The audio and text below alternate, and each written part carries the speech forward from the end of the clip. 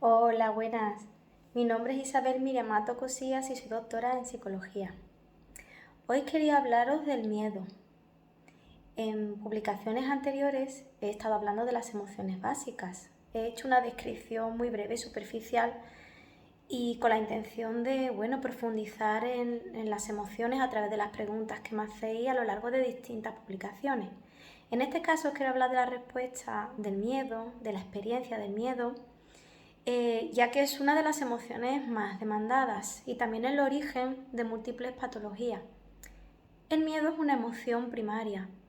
Como ya describí en su momento, es una respuesta fisiológica que se activa automáticamente desde que nacemos de forma innata para protegernos de potenciales peligros, véase insectos, el fuego, distintos bichos. Es decir, hay respuestas, tipos de miedos que son muy comunes. ¿Por qué? Porque van asociadas a respuestas innatas. El miedo, el miedo lo que hace es preparar a nuestro organismo para una respuesta física que nos permita huir o enfrentarnos al estímulo peligroso y de esta manera promover la supervivencia.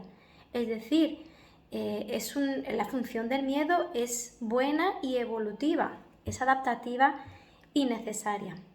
La respuesta del miedo parte de la amígdala. La amígdala forma parte del sistema límbico y ahí es donde se procesa la gran mayoría de las emociones y a su vez esta está conectada con áreas cerebrales que por una parte promueven el razonamiento y la conciencia, por otra parte la memoria, ¿vale? Por eso los estímulos que despiertan emociones intensas los recordamos con detalle y al milímetro prácticamente.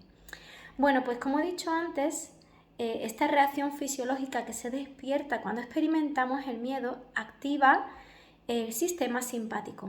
El sistema simpático prepara a nuestro organismo para una respuesta física intensa. Se acelera el corazón, suben distintos neurotransmisores que lo que hacen es fortalecer la musculatura como la adrenalina porque nos prepara pues para huida o enfrentamiento, es decir, toda una descarga fisiológica que puntualmente no tiene ningún efecto sobre nuestro cuerpo, ¿no? El problema viene cuando esta respuesta se cronifica, ¿no? De ahí asociamos también el estrés cuando se cronifica de manera importante. El miedo, como todas las emociones, se condiciona. A lo largo de la experiencia de la vida se va asociando pues a estímulos y experiencias en las cuales lo pasamos mal, ¿no? Y se queda ahí el recuerdo y el miedo se activa de forma automática. Como he dicho antes, en un principio su función es protectora. Pero ¿qué sucede cuando experimentamos miedo de forma irracional?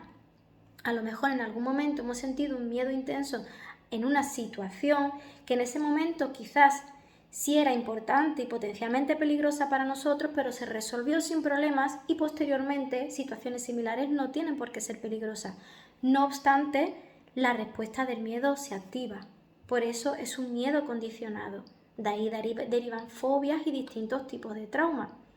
Y después tenemos el miedo por anticipación, es decir, cuando se nos dan circunstancias en la vida que más o menos podemos predecir y que tememos que sucedan o que no queremos que sucedan, el hecho de visualizar esa situación, usar la imaginación que la hacemos inconscientemente y casi automáticamente ante algo que nos preocupa, activa también el miedo anticipado y eso de forma crónica, intensa, da lugar a experimentar ansiedad.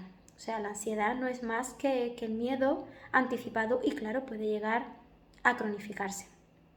Como he dicho antes, el miedo se condiciona y es muy difícil a veces averiguar qué es lo que nos está despertando ese miedo.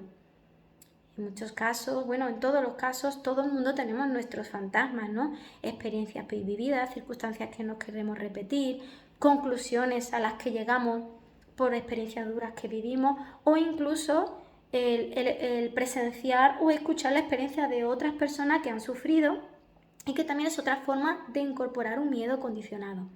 Con lo cual, hay muchísimos estímulos, situaciones en esta vida que pueden despertar este miedo. Y es muy importante ser consciente de ello. Por lo menos intentar hacernos conscientes de esas circunstancias. ¿Cómo? Observándonos observando cómo reaccionamos según en qué contexto y esa lucha interna que a veces experimentamos entre lo que nos gustaría hacer y algo internamente que nos impide cómo hacerlo.